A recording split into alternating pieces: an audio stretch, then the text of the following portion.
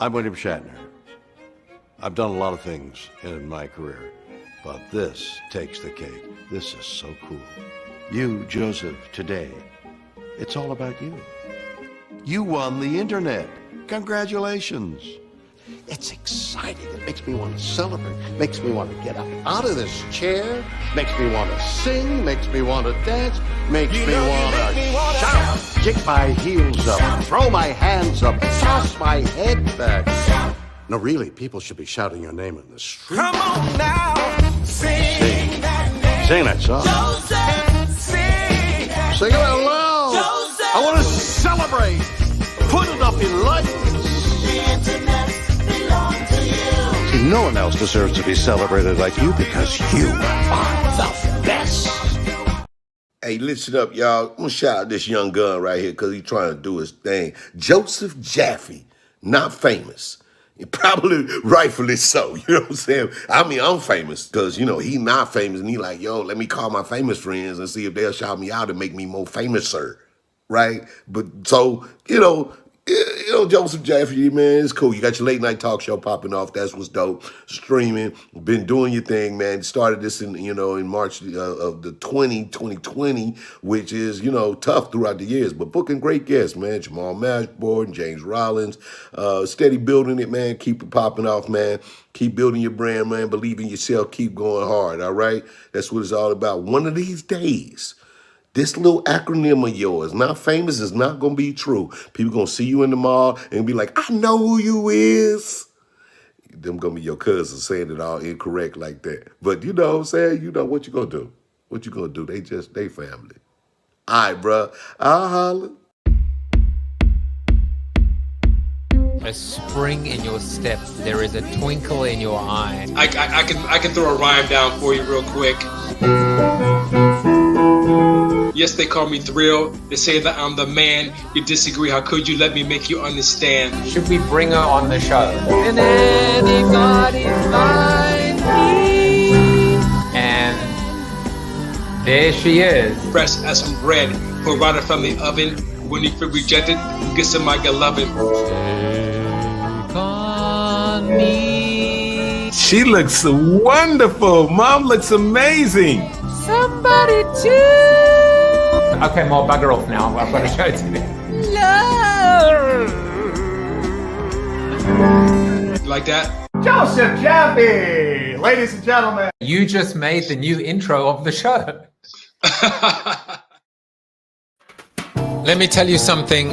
When Bill Shatner, let's get that lava lamp into picture. When Bill Shatner says, I've won the internet, never have those words rung as true as they do right now, because I have Roberto Blake on the show. So I have essentially won the internet. I've hit the jackpot. I'm also nervous as I've ever been in my life, because to have the man here himself, the creator's creator, I feel almost as self-conscious as if my mother was here or my wife, pointing out my flaws, my quirks, my warts and all. But look, this is the daily show for business meets Wayne's World. So party on, dude. And we're going to have him on the show very, very soon. Bez is here. He says, hello, hello. And, this is a pre-recording, which, of course, you should never say, because people are now watching this going, wait a second, this is a pre-recording, but I'm watching it now. Bloody amateurs. It doesn't matter. It doesn't matter, because in the creator economy, we get to make our own rules. We get to improve. We get to build. We get to rise up to a point where we can become a full-time creator. And that is something that Roberto speaks very, very strongly about. Now, those of you that know, I have a collection, an NFT project called Alpha Collective that is focused on the business of Web3. And to me, I share this with you because Roberto being on the show, it rings very true. The vision behind Alpha Collective is to help onboard the next billion wallets. We're not going to grow the creator economy if we don't get more dollars. So the next billion wallets, the next $1 billion, and the big brands. We need the big brands in the space. Without them, we will continue to zero sum ourselves as we scrape the bottom of the barrel. I do believe that we are ushering in what I would call the era of community capitalism. We is greater than me. It is not a replacement of, it is the evolution of capitalism. It is not socialism. It isn't anything that has come before. It is what comes next. That we can actually share a little bit more, give up a little bit more in order to gain a lot more. And so when people say to me, and I get asked this all the time, Joe, what is your definition of Web3? I say it's very simple, because everybody loves a little bit of purpose. Shared values, shared ownership, shared reward. And I think that this really does ring true for the creator economy, because it isn't just about the monetization of creators. It's how creators can actually share that monetization, share that compensation, share the love, share the joy, share the wealth, hopefully, with their fans, with their friends, with their followers, but more importantly, with their community. And so I'm super excited to be discussing this all with Roberto Blake. Now, I had to manifest a little bit. So with permission, Roberto, I've taken your award, and I've gone ahead now and I've declared myself the winner. This is just manifestation, because it's time to actually draw that line in the sand. It's time to be able to say, why not me? Why not now? I can do this. I can do this because I've been spurred on to do it by people like Roberto Blake. And afterwards, I'm going to share with you, maybe I would honestly say there are 2 podcasts that I have heard in my entire life, 2 episodes that I would say are absolute hall of fame. And one in particular features Roberto Blake and his appearance on After Hours Entrepreneur, how to get rich in the creator economy. You want to, you need to, you have to download this episode, save it, get a transcription of it. I've listened to it once, twice, 3 times a lady. I'm going to keep listening to it, because there are certain articulations in here that I was driving and I immediately tried to write it down, almost, hit a poll. Do not attempt this at home. But there are just so many pearls of wisdom in this particular episode, and you want to make sure that you don't miss out. I don't want you to miss out on the seated soliloquy either. And of course, the seated soliloquy is dedicated to my guest. It is called Creators Rising. Now, I live in the creator economy. I am a creator. I didn't regard myself as a creator once upon a time. I believe that creators are not B2B content people that write blogs or newsletters or fill funnels, but a creator had to be an artist. A creator had to be a singer, a songwriter, a painter, a sculptor. Or a creator had to be someone who produced episodic or serialized content, a show, a podcast, something that had a track record. Now, I'm very interested in hearing what Roberto has to say about it. Who is a creator? Is anyone a creator? Is a creator someone that tweets a lot? Personally, I'm still a little skeptical about it. But at the same time, one thing that I've learned is, come on in. The water is warm. There is place to play in this beautiful ocean, in this beautiful sandbox. There is room to move. There is monetization for us all. If we work together, if we collaborate, if we help one another, instead of that zero-sum game, instead of being able to say, my gain has to come at a loss, and I don't care whose loss it is, maybe it's even your loss. I saw Mr. Beast just did a little poll that basically said, would you accept $10,000 if one person randomly in the world was to die, instantaneously die? And I think the poll was 46 to 54% in favor of actually not accepting the 10,000. So 54% said that they would not accept the $10,000 because they wouldn't want someone to die. But 46% of people said they would. Now that is a little bit scary. I don't think that in this new brave world that we live in, that we need to worry about pies, shares of the pie anymore. In fact, as I've often said, the new model is a flame. When I light your flame together, our flames burn brighter. That's what it is to not only live and thrive in the creator economy, but to live in a world where creators are rising and we all rise together. And now it is my pleasure to bring on my guest. Roberto Blake is a creative entrepreneur and founder of Awesome Creator Academy, best-selling author of the book, Create Something Awesome, How Creators Are Profiting from Their Passion in the Creator Economy. And he is a YouTube content creator with over 500,000 subscribers. That is 496,500 more than me. But Roberto, sleep with one eye open because I'm coming for you. Just kidding. He has created over 1,500 videos, and he has truly been a light to the next generation of creators. Let's welcome him to the show, Roberto Blake. Welcome to Joseph Jaffe is Not Famous, because you are famous. I wouldn't go that far, but thank you for having me. Yeah, you're very welcome. I will get to that interview. Honestly, my wife often comes in and she says to me, Joe, please stop kissing the ass of your guests. And I go, well, you know what? I didn't even talk to her about today because I said, I am doing maximum kissage today because you really, that podcast interview, I was like, seriously, stop with these pearls. Stop hitting us with these gems. There was just something about the way that you spoke with so much conviction. And it was a confidence, Roberto. It was a confidence that for someone like myself, and I'm a pretty confident guy, I felt empowered because you were saying, hey, listen, I'm not, we're mad as hell and we're not going to take it anymore. Like, we're going to defend ourselves. We are going to represent ourselves with conviction, with strength, with passion, because our time is now. So I just want to thank you for everything you've done and for that interview.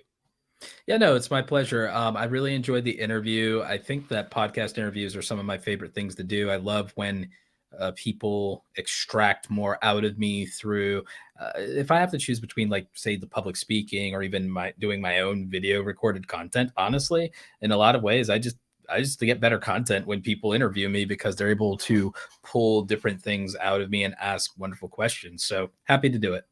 Do you ever find yourself doing one of these interviews and then thinking like, oh, I said something so good or something so amazing, so unique, but now I'm on to the next interview. I wish I'd taken notes. I wish I could remember that one point. Because I go back and I watch the replays just like an athlete, just like I do with my speaking engagements. And I go ahead and I actually take notes. Actually, what I'm starting to do is I'm actually starting to even outsource that to my team, to where my team goes back, takes notes from my interviews, gives me those highlights, gives me timestamps of it. Same thing for my speaking engagements. Sometimes we cut them up for a highlights channel that I have, a separate channel just for highlights to get short form nuggets. We're not doing YouTube shorts as much with that, but we're doing like videos between 1 and 4 minutes of my best sound bites. So I like a athlete, go back and watch. And I use the athlete analogy a lot with content creation because I think it's very similar in terms of the amount of discipline required, the amount of practice, forethought, the fact that honestly, you shouldn't expect a cheerleading section for your practice routine. And a lot of people do. They don't understand that their first 100 to 200 videos is a practice. It's a warm up. They think it's a portfolio, but it's actually not good enough yet to be a portfolio in many cases. But they want a cheerleading section for this thing they've never done, that they're not good at, that they haven't put 1,000 hours into yet. And it's like, no, you have to actually sometimes do these things, show up, suffer, and suck. Then you move on to being able to actually perform in a way that's meaningful, impactful, and puts points on the board. And so, one, that's part of where I draw my confidence. But the other thing is, no, I go back and I watch the replays. I take notes. I still study. I still study at this craft every single day. Every single day. 1,500 videos later, 2,000 live streams later, 10 years later, I still practice. I still study. I still take notes. That's how it is. I already have 2 sound bites. I still study, and the idea of like an athlete and athletes. And by the way, I also have my cheering section, but today they seem to only be cheering for you. I love that idea, and I love that best practice. This still learning. I had an amazing experience. I met one of my role models, one of my mentors, Professor Philip Kotler, who wrote the marketing textbook that I learned from.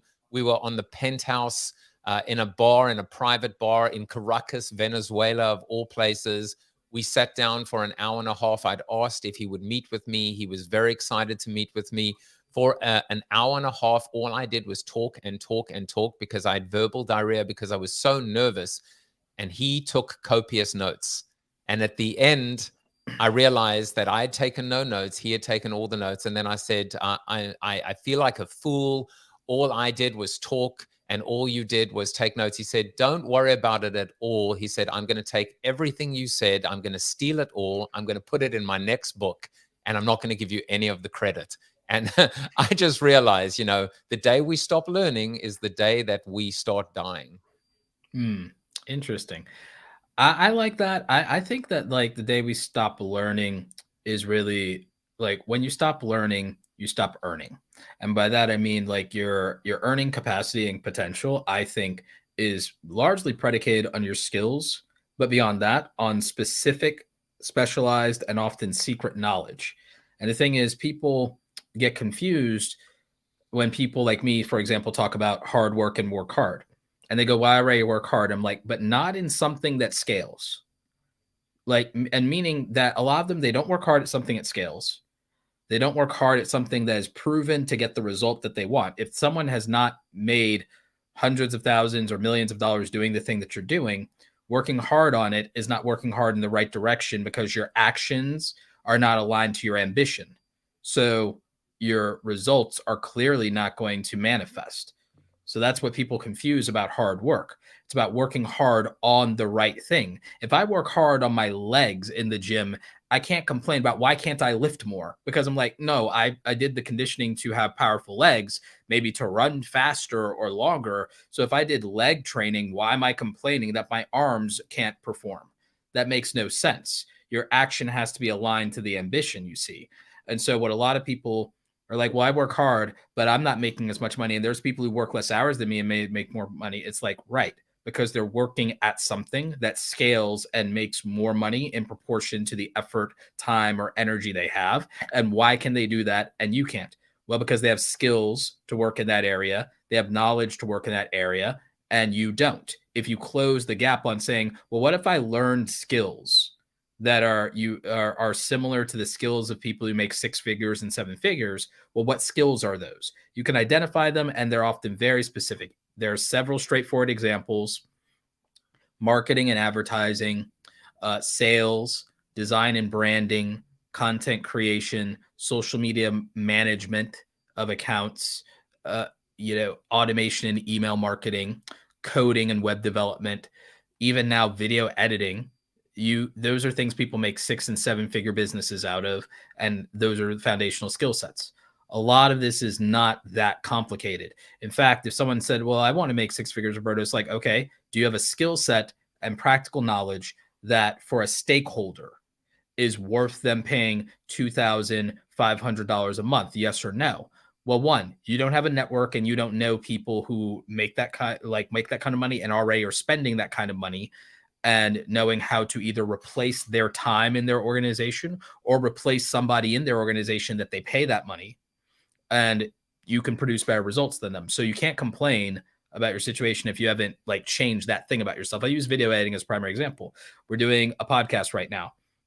If somebody went to a business podcaster that they already know makes money, already has sponsors, and said, look, your podcast is this or it's that, but it's not this, it's not that, it's not comparable to the top podcast in your niche. Well, and they go, well, why? It's like, okay, well, you don't have multicam edits and you don't have daily highlights posted to your channel. And so you're not getting as much traffic as you could be getting, blah, blah, blah, blah, blah. So if somebody comes in and says, hey, I'll edit 4 or 5 interviews for you a month.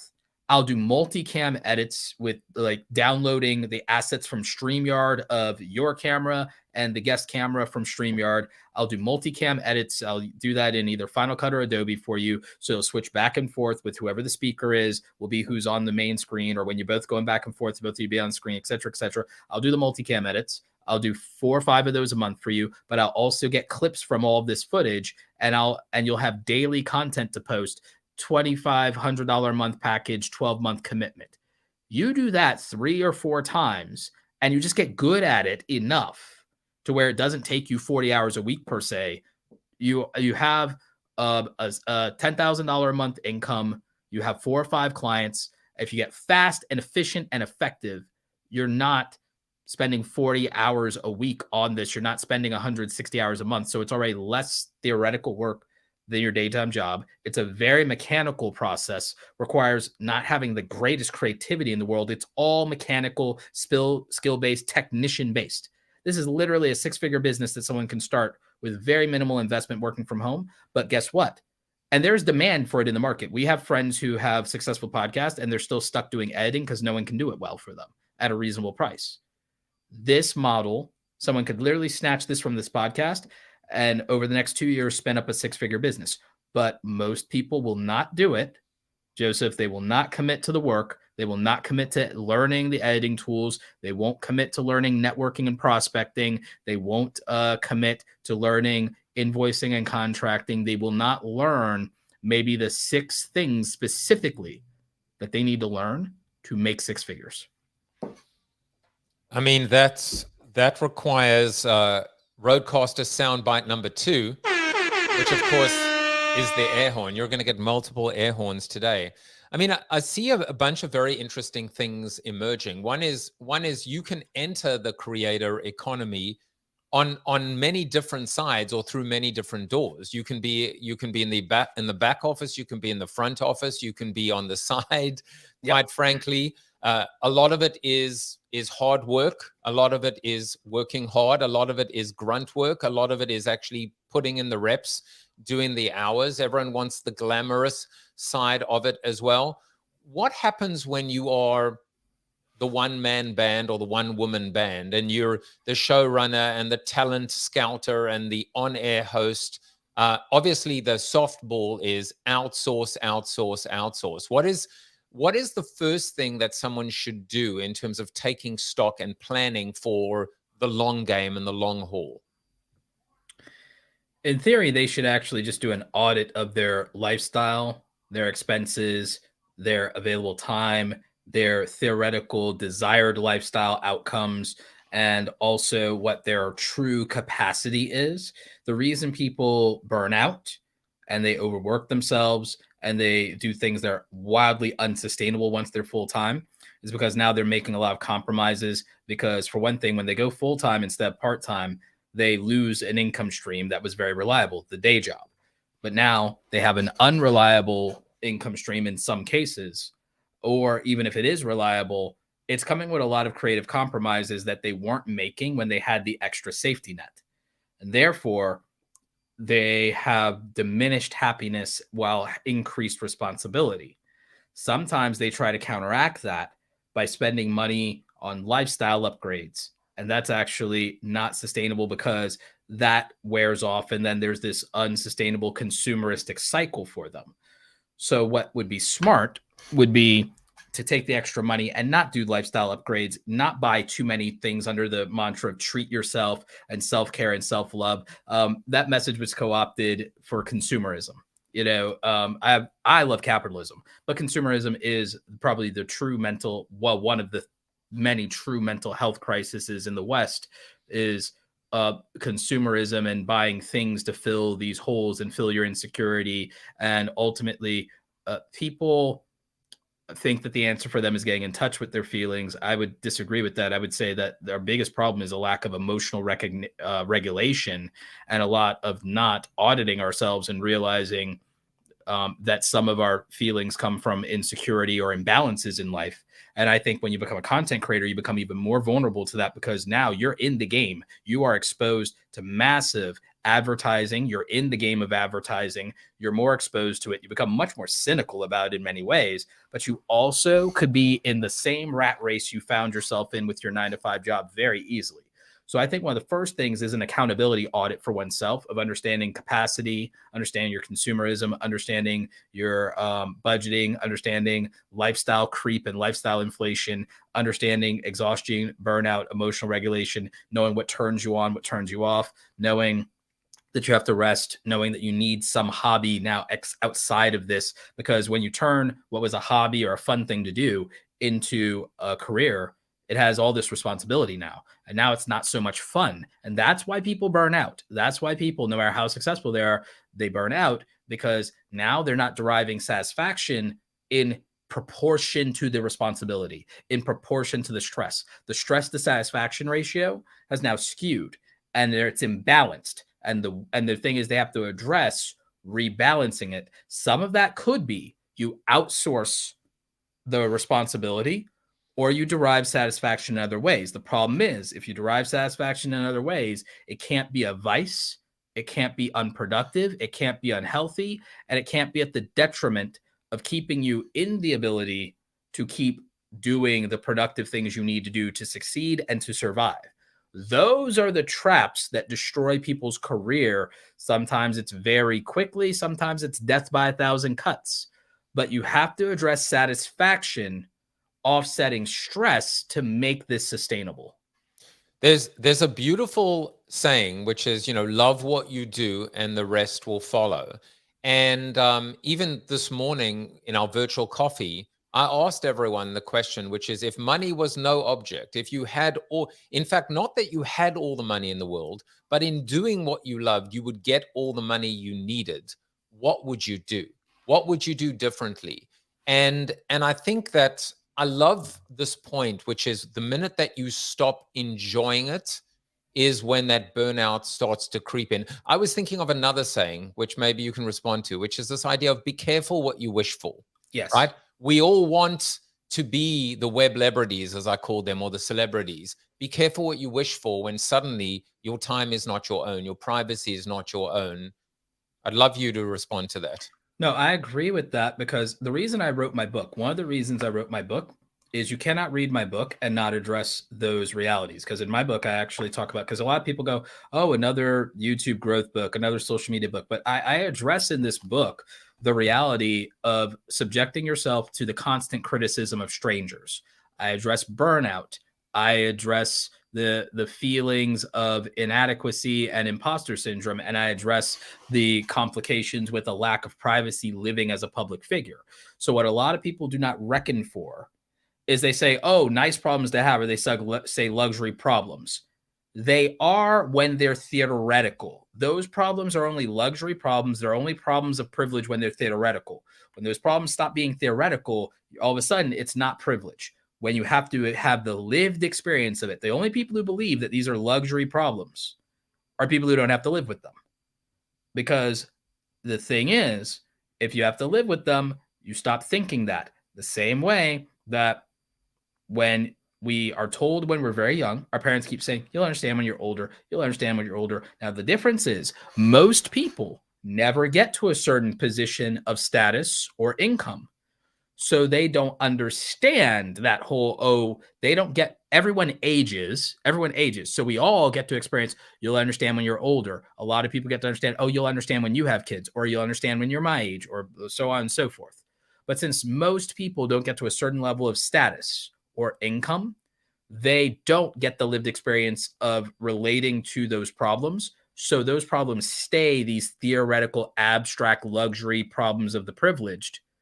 But in reality, they're just added levels of stress. It's no different than someone's viewpoint on everything changes when they live as an employer with the responsibility versus when they are an employee. If they move up the ranks and they stop being an entry-level employee and they become a manager, all of a sudden they have empathy for their manager, and they have like the shift. It's not that they don't have empathy for the other employees, but now they have empathy for management and leadership, because now they understand the gap in difference in responsibility. They understand the burden differently. So it's a matter of, well, I changed my position and it changed my perspective. Well, that's called reality. That's realistic. If you look at something from another angle because you're viewing it from a different place, your perspective will inevitably change. And that's not a contradiction. That's not selling out. There's nothing wrong with that. But what people do not understand and what people don't reckon for is that some of these things, depending on your personality, your circumstances, your temperament, are more trouble than they're worth. Or they will not make you as happy as you think for as long as you think. The shiny object syndrome, the glitz and the glam, the trophy, the afterglow wears off. The afterglow wears off. And you will find that whatever joy you thought it brought, which this sounds extraordinarily negative, but it's just me being realistic. It's like you sometimes, because you had this expectation built up, sometimes not even by you, but by consuming famous people and them saying things like, oh, I'm so lucky, or I have the funnest job in the world. And then when you don't feel that way, when you get a taste of it, you think you're broken and you think there's something wrong with you. But it's not the case. It's that because they have to say those sound bites so that they're relatable, they're likable, and they come off humble. What I find, especially for a lot of young people, a lot of people in their 30s, a lot of working class people, they listen to a lot of famous content creators talk about how lucky they are, how grateful they are. They hear how, oh, I have the funnest job in the world. And then when they get even a small taste of success and they aren't as happy and they're like, oh my God, this is so stressful, they think they're doing it wrong. And they don't understand that they were somewhat misled by the marketing and optics of why wouldn't you be happy doing this? Or someone saying, oh, I can't complain, or I have the best thing. It's like they're saying that because they need the average person to think they're still relatable and to like them. It is part of the business model to be likable and relatable. But what it does is it means you're saying things that aren't necessarily the harsh truths of your own lived experience, because no one has sympathy for someone who is successful when they're stressed. No one has sympathy for the struggles of successful people because they will just say, gee, it must be nice. But if you put them in that situation tomorrow, what they want is they want the rewards of success, but not the responsibility. They want the satisfaction and trappings of money and attention, but not the stress that would come with it. And they don't weigh the fact that there is an equivalent exchange. You cannot have that power without the responsibility. I mean, that was just awesome. And I was thinking in my head as you were talking, Roberto, I was thinking, why are celebrities so damn insecure? Why do we, when we meet an actor, a singer, why are they so insecure? And what do you mean? Meaning that they're not extroverts, as you might think that they are, meaning that, you know, in many respects, you've got the sad clown as exhibit A. Exhibit B, you realize that their persona on screen is not necessarily their personality off screen, but there is. Oh, this is simple. This is simple. Why would they be secure? Why would they be secure? Why would they have a confidence when everything they have is predicated on other people's opinion? Think about it. If your entire identity is that you are what people say you are, and your only utility and value is making other people feel good, and you're only useful, you're only wonderful as long as they believe you are, as long as you say you are, and as long as you're giving them what they expect from you. Your entire life is never owned by you. It's owned by other people. Your identity is never owned by you. It's owned by other people. Everyone will mourn the great singer, the great actor. And the thing is, when you're in the ground or you're on your deathbed, nobody is mourning for you. You can have millions of fans and nobody sees you. That is the reality. That's why they're insecure. They're insecure because the world is in love with a facade.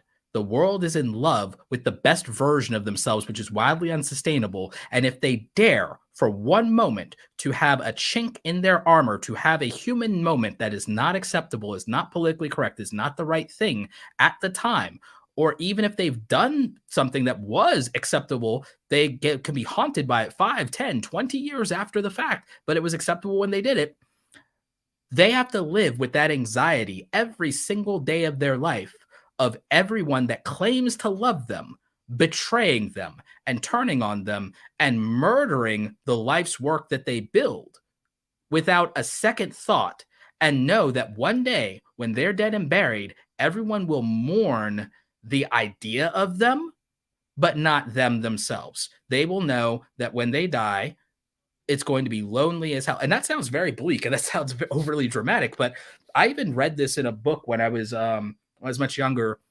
It's a book by my favorite author, David Gemmell, called Legend. It was about a warrior. It was about a warrior named Dress the Legend. He was like 60 something, had survived every battle, undefeated, even ones he shouldn't have. And he said, it's because my name, it's because the legend goes before me. And I've won battles I shouldn't even have just because of my reputation. And he's like, when I die, Like everyone will mourn the legend and no one will mourn the man. Nobody knows me as a man, as a human. And everyone that I've known that did know me as a man, I've buried all of my friends. I buried my wife. I bared no sons. My warrior blood brothers are all dead and behind me. And the only thing I have to look forward to is that I embrace all of those people again in the afterlife. But I will leave behind no one who knew me as a man, and I will only be mourned for the legend and stories people told about me. And that's a lonely feeling. And he expresses that as a character in the book. And the thing is, I read this in my 20s, and it's like stuck with me my whole life about that idea that people can know of you. You can have this infamy, you can have this fame, you can have this legend built. But those people, they don't actually love you. They love the story and idea they have of you in your head. And that's a very sobering thought. So when you talk about celebrities' insecurity, it's because everyone will mourn the legend. No one will mourn the man. No one will mourn the woman. Nobody knows them. And how can anybody know them? So forget about your legend. What about your legacy? What will you be remembered for, Roberto? In my mind, it's a great question. I think that legacy has to do with the impact. And I think that it has to do with maybe something you leave behind in terms of ideas, a philosophy, a way of being. We know that throughout our lifetime, we know that the influence of people that mattered still echoes throughout the generations, the impact that they made on civilization. So that means contributing something of great value to society or to your respective industry or to culture and so on and so forth. And I have no delusions that, like, say, my art or my photography will be my legacy. But I do think that by writing books and being one of the early thought leaders within the creator economy and industry that I know will be the future of how creative work is done, that ends the era of starving artists. I believe that by writing books, I will have a legacy. By helping others be business owners, that I'll have the same kind of legacy that, say, a Jim Rohn or a Zig Ziglar has. So I don't think I'll ever be a Steve Jobs. I don't think I'll ever be a Jackson Pollock in terms of the art world or anything like that, an Andy Warhol per se, and I'll never be as famous as someone like Mr. Beast. But what I believe is that my books and I believe they will teach the things that I espouse in schools in the future when they're talking about career development and being a full-time content creator, media personality, so on and so forth. I believe that when people talk about the creator economy, they will reference me and they'll reference my work in books. I plan to write books for the rest of my life, one every year, every other year. So I'll have those. Things will be in libraries, Library of Congress. So the thing is, I know I'll have a legacy that lasts at least 100 years into the future by writing books, by the people that grew up with my content that grow on to say that this is the person who inspired me. So I believe that I can have a legacy that's similar to Jim Rohn and Zig Ziglar. I think that you have to think about legacy in terms of longevity and impactfulness and how many generations of people can remember you. I'm 38. I'm still not married with children, but my hope is that happens within the next few years. And I'm married with children. And I believe that children are the greatest way to preserve your legacy. The next best way to preserve your legacy is, aside from, being wealthy enough to change the world, is probably to write a book or 2 or 10. Yeah, well, I'm on 5. I'm trying to get to number 6, but they say it's like birthing a child, which I wouldn't know.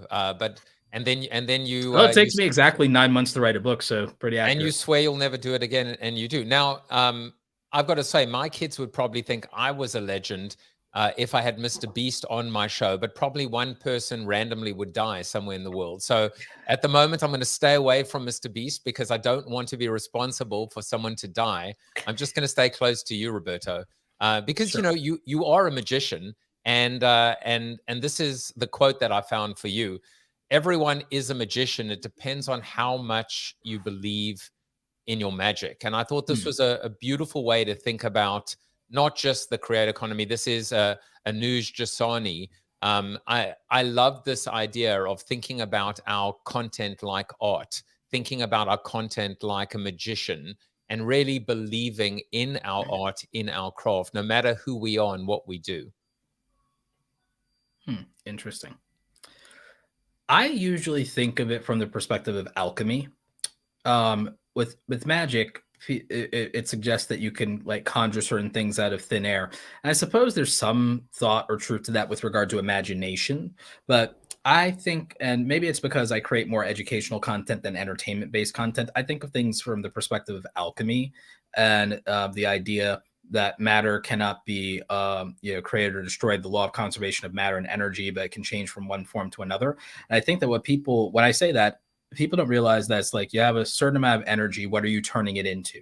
So in terms of alchemy, what are you doing to take your energy and turn your thoughts into things? So what are you doing to cause that transformation, that transmutation? What are you doing to turn yourself from this unpolished, unrefined, unconfident person into the person that you imagine and dreamed of? Well, how much energy does that require? What process of refinement does that come through? What elements have to be added? What elements have to be subtracted? That would be the process of transformation. That would be the process of alchemy.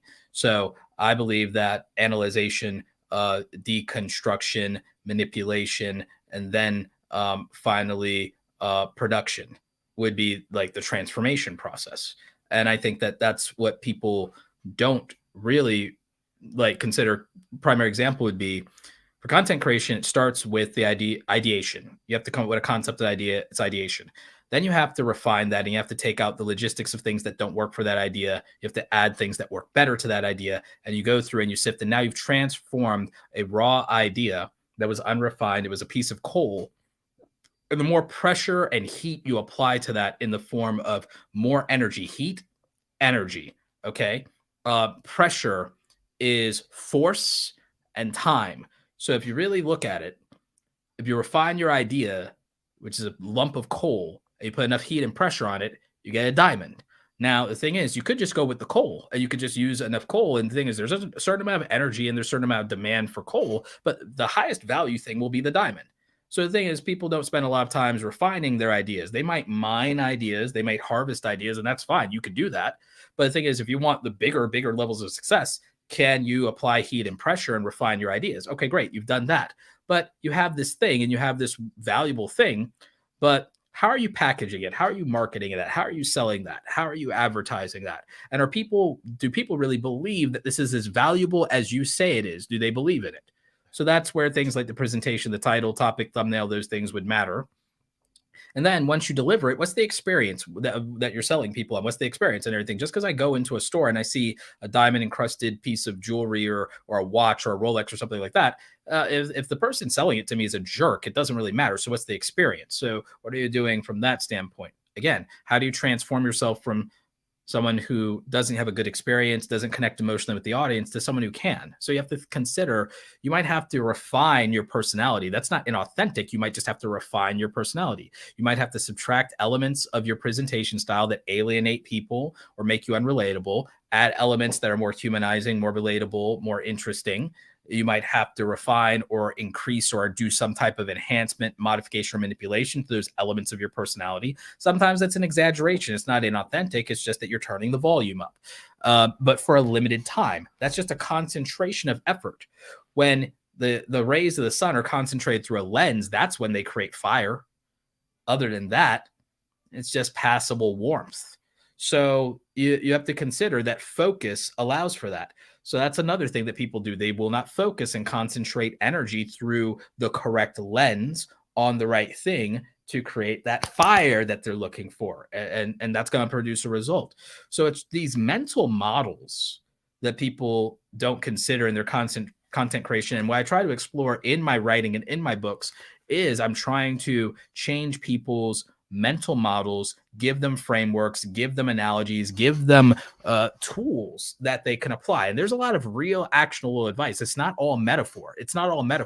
But I find these analogies and metaphors are a good foundation for mental models and for ideation and for imaging and for conceptualization and projection, which then allows you to say, I now can comprehend this if I have the analogy of sports or the analogy of science, and I go through this and I look at it as more realistic, because when it's just looking at all these famous people, it's abstractions and it's results, and you don't see the process behind that. They are magicians who aren't sharing their tricks, so to speak.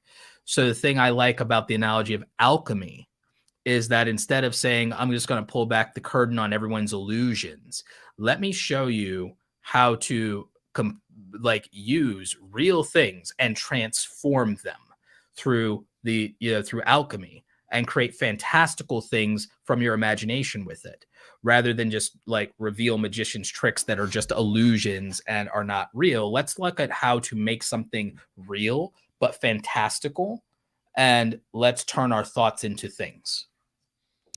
What a great way to actually think about the idea of magic versus alchemy, and what is real and what isn't real. I also really love how you were able to talk about this idea of authenticity, authentic voice.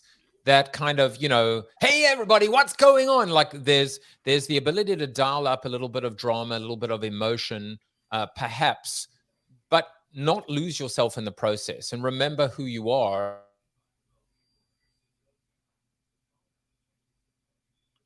Oh, I think I lost you. Joseph, I think I lost you.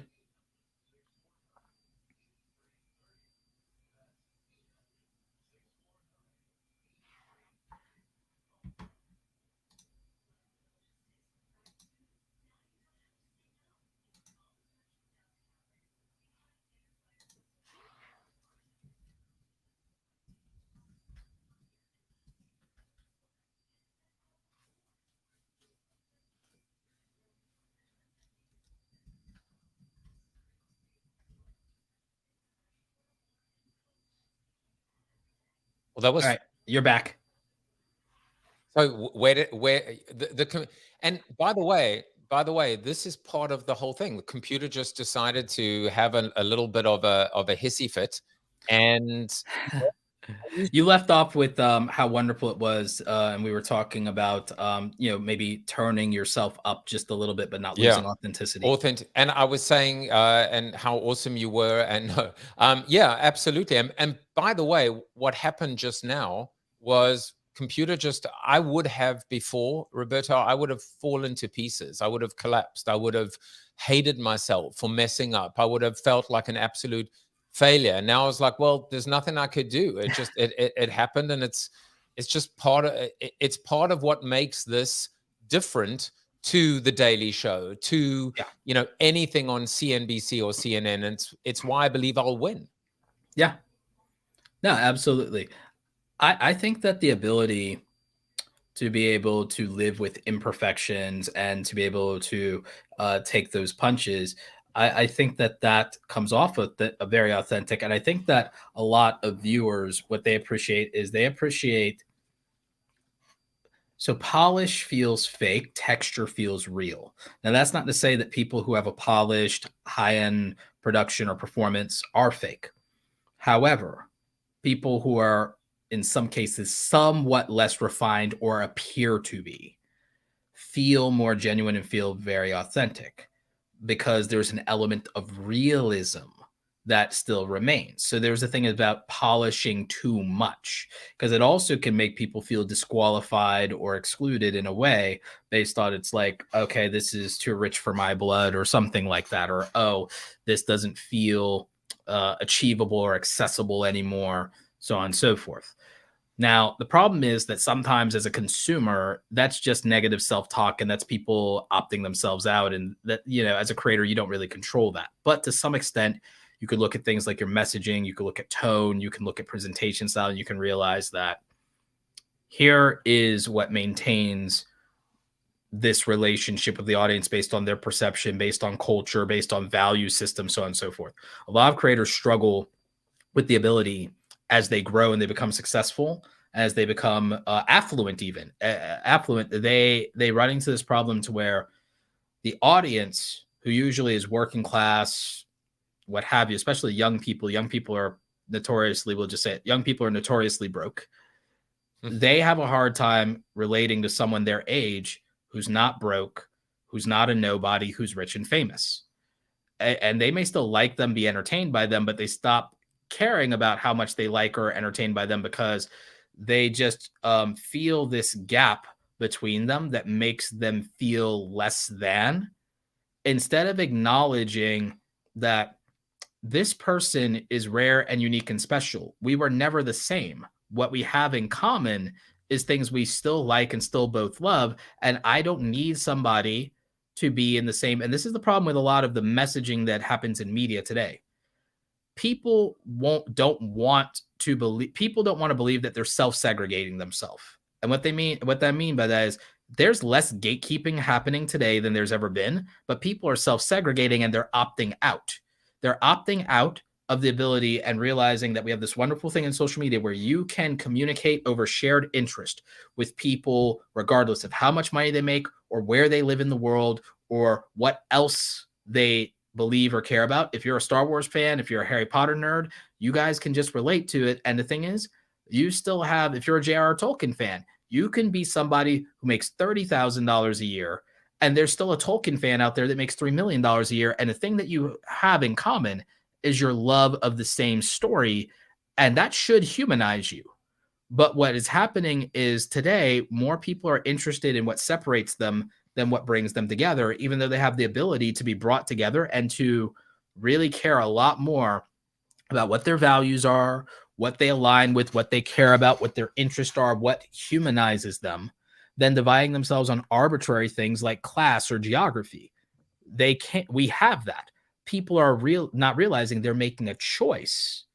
They're making a choice, sometimes influenced by other people, about what matters more.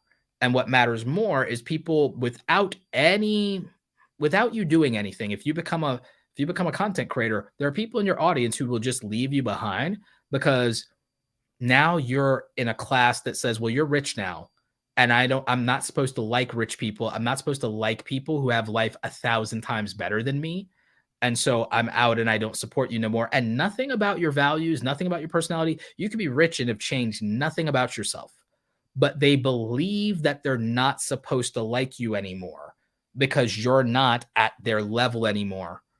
But you have a lot of things you're not the same with. And the reason that you're not at their level anymore is because you are doing things that differently than them. You have a different priority than them. You have a different story than them. You have different skills. You have a different level of ambition, motivation. And so, yes, you have a different outcome and a different lifestyle, and you're in a different class than them. But you still can literally have, if you take all of those things aside and you look at what do you like as people, taking all that aside, you can have 80, 90% of things in common with them, but they care more so deeply about the 2 or 3 things you don't have in common anymore. And that's sad because we have this tremendous opportunity to connect with people on just a more human level. And we're reducing it to things that are arbitrary to our humanity. Very important to our circumstances and lived experiences, yes. But in the sum totality of our personality and how we behave and how we carry ourselves in the world, not important. I love this so much because, I've built this entire platform, this entire brand, this entire show on what my mother now calls HPO, which is hope, positivity, and optimism. And I absolutely am committed to this idea of being able to never change and be the rising tide that floats all boats. But now I'm thinking, I've manifested, I've said, I will be on CNBC. I need to be on Cheddar. I'm going to be on Bloomberg. You don't need those things to have an impact. What? So I was thinking, there are 2 questions. I guess one question is what advice, you just did give it to me, what advice does Roberto Blake give to me as I come up on a 3-year anniversary of doing what I believe I was put on this planet to do, my purpose, which is to be the host of a talk show? And then the second question is, let's just say, be careful what you wish for. Everything that I hoped for and dreamt of comes true. What does future Joseph come back and say to current Joseph in terms of basically that advice and what I did right, what I did wrong, what I could have done better? I think genies are dangerous. I think genies are dangerous because I think that any wish granting device is secretly the devil. Meaning that the reason why we talk about be careful what you wish for, and that there's the folklore of the dreaded monkey's paw, is because the lack of specificity in many cases is our unmaking in terms of you have this desired outcome, but have you considered the path to it? The path to this wonderful, glorious outcome might require you to walk through hell. So I consider anything that isn't purely like I'm careful about the idea of I even play this game with people about like, oh well, if I'm a genie or a djinn or some phantasmal creature and I can grant wishes, how do you get what you want without me tricking you? How do you get what you want without it being a trap where I give it to you, but in the worst way possible? How do you beat me? How do you trick the devil?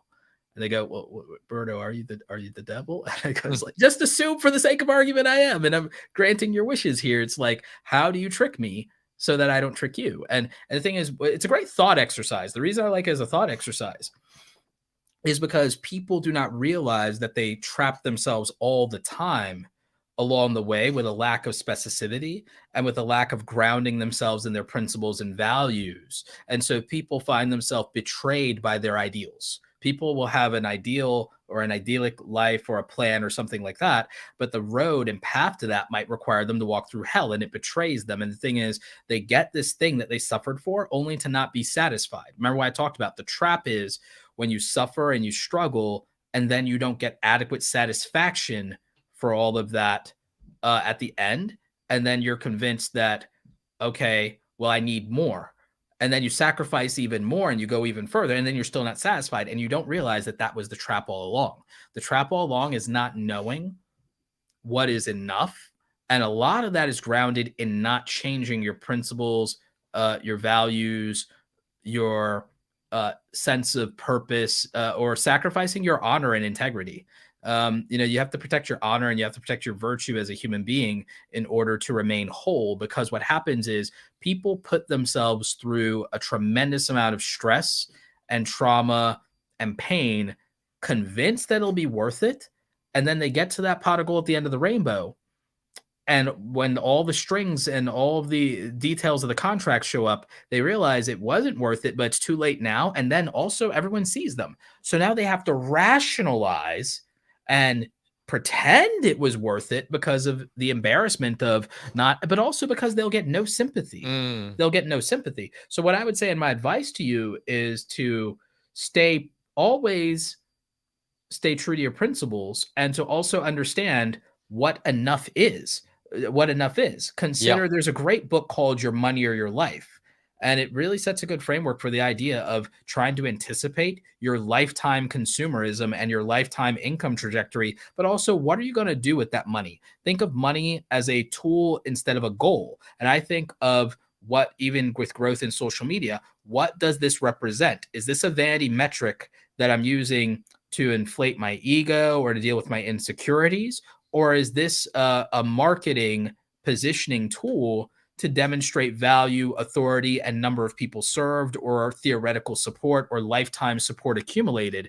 And so I obviously think of it in the latter way as a tool rather than a goal. If I have a goal, it's just a word that I'm using when I say, oh, it's like I want to get to this number or this number or this number. But what it really is a tool that I'm using to represent something else to another person in terms of how I'm going to qualify the exchange of value between us and how I'm going to make them interpret that value and what equivalent exchange is going to be in our conversations.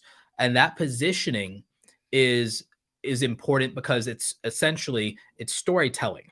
It's not a tool or device of manipulation, but it's a framing element that they can understand and that they can use to try to set their boundaries and expectations. And so when we look at these things in a much more practical way and in a holistic way, but also with some logic and reasoning behind, when we can answer who, what, where, when, why, and how to everything we're doing, we have true clarity So I would say that align your ambitions, look at your goals and say, those are my ambitions. What actions could manifest those ambitions? And then have some boundaries, have some line in the signs of what you won't compromise, what's outside of your integrity, what's outside of your value system. Primary example is a lot of people like to make $1 million. Or there's brands that could make you $1 million, but you'll have to shill this product or that product. Are you okay with that? And the thing is, there's answers where that should be, well, of course not, or no. But if you don't set those boundaries and you don't know them for yourself, you can fall into traps. It's happening right now with a lot of influencers. They didn't set clear enough boundaries with themselves and say, okay, here is what represents a good outcome for my audience. What's the chance of a bad outcome for my audience? How bad? Okay, if there's the slightest chance that my audience loses money or defrauded, and I feel that I don't have mechanisms to protect them from that, then it means I'm unsure. And if I'm not sure, this is either a hell no or a hell yeah. It's either a hell yeah or it's a hell no. And so you can turn down brand deals on that. So that's a good part of integrity, right? This is a real example of what happens when you make compromises, or doing certain collaborations or influences of saying, what will I or will not do? Will I interview a controversial figure or not? I could get a lot of attention, but do I want to align myself with this person? Is this someone I will have to apologize for in the future? Now, you can't anticipate the future entirely, but having some boundaries, some mechanisms that improves your research, it improves your accountability. It's about taking responsibility for how you utilize your platform. So I really feel, I mean, it sounds super long-winded, but it really comes down to, I think that having complete clarity to the best of your ability at all times about what you're putting out into the world and about what you're doing, what your value systems are, what represents you, what represents your community, what contribution that your community has, how much equity does your community have in the brand? You know, is it a healthy balance and split between what the audience wants, what the advertisers wants, and what you, the action taker, wants? And how are you being a leader? How are you living by example? What are you doing? What are your boundaries with the audience, not just the advertisers? How much are they allowed to know about you? There's all of these things that I think that, as introspective as it is, please join me next week when my guests are Andrew Tate, Donald Trump, Kanye West, and Elon Musk. yeah. No, I mean, look. Yeah. Here's what I've learned. What I've learned is that basically successful creators are in fact from hell.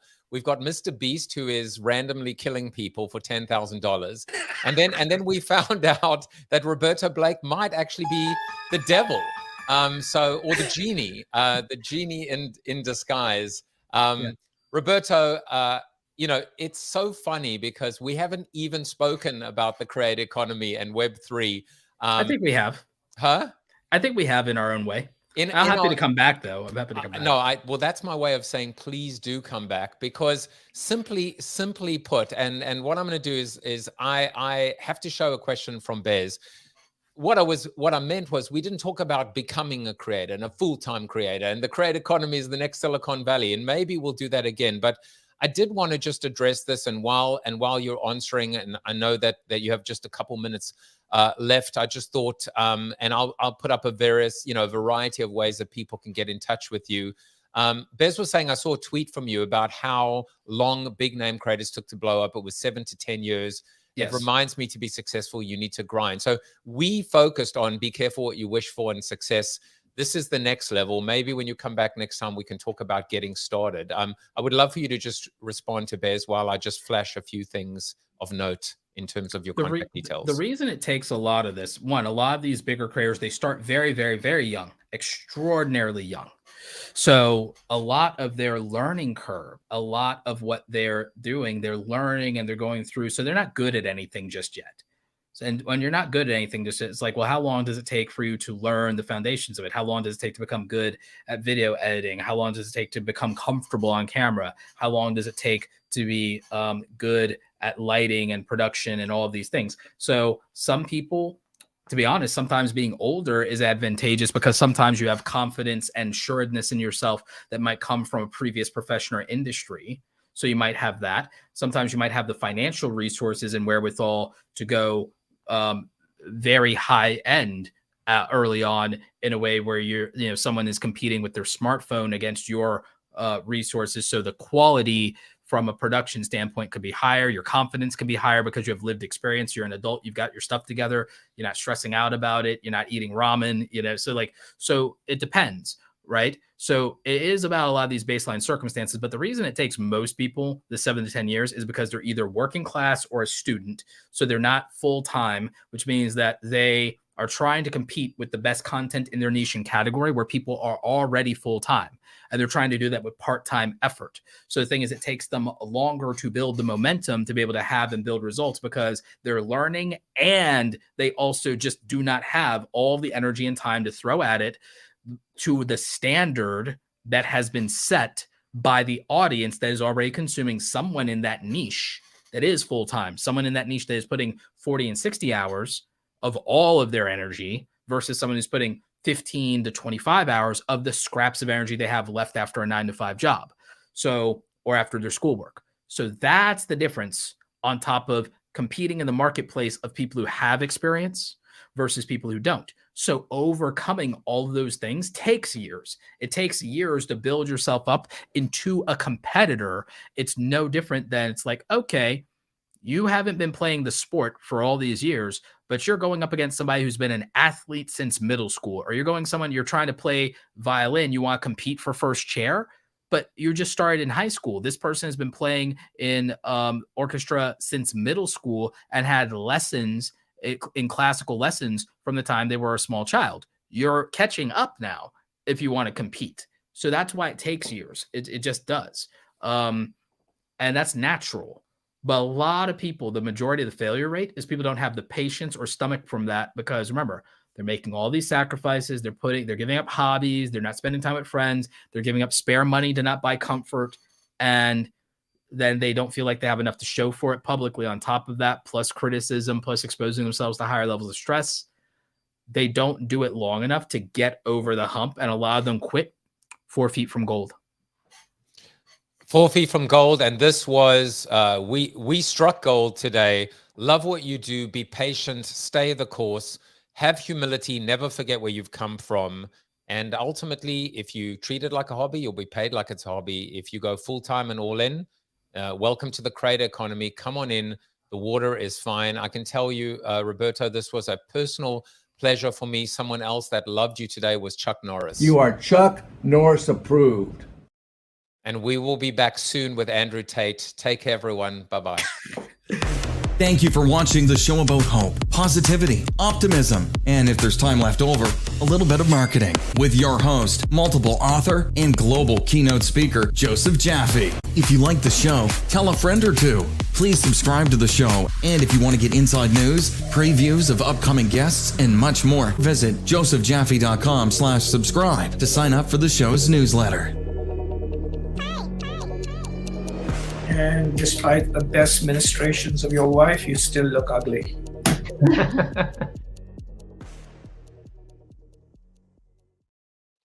Hey everybody, just a little bit of a bonus. This was a clip from that interview that I was talking about earlier that I just absolutely loved. It was on After Hours Entrepreneur, How to Get Rich in the Create Economy with guest Roberto Blake.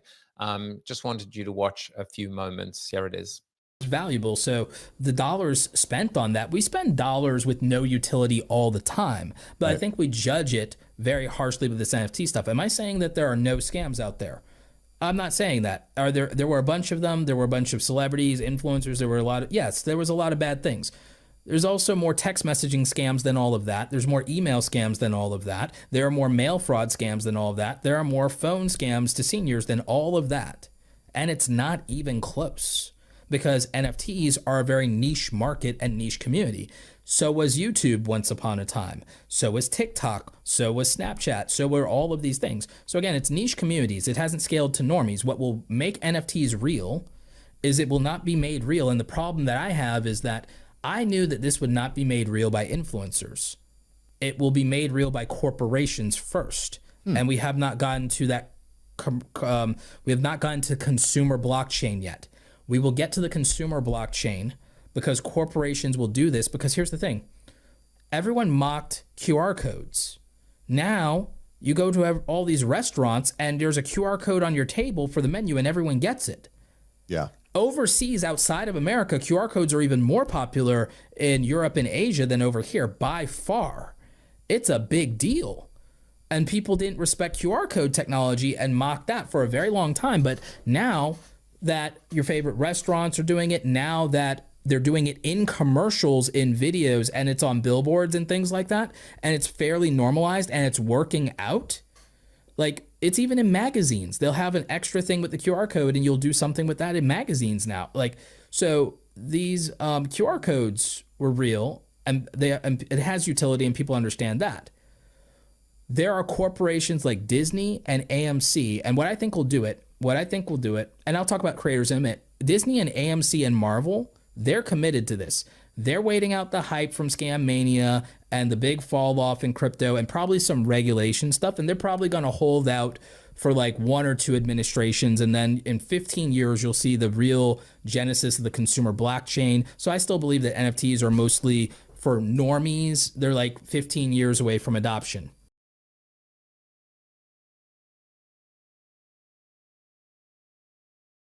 There we go. Let's hope that it's not 15 years, but I really love the idea of the consumer blockchain, of thinking about QR codes, of thinking about this idea that once YouTube was considered fringe. I also love the fact that, you know, when we talk about scams in context, this is a drop in the ocean compared to the other kinds of scams that not only have come before, but still exist to this day, ripping off, taking advantage of the poor, the weak, the vulnerable, the elderly as well. So it gave me a lot of confidence, and it gave me a lot of energy and belief, just seeing someone like Roberto talking so there was no bravado as much as that there was just the ability to say, listen, we can discuss this on the front foot, or we can discuss it on the back foot. I choose the front foot, and I hope you do too. So that is now finally a wrap, and I will see you soon. Take care, everyone. Bye-bye.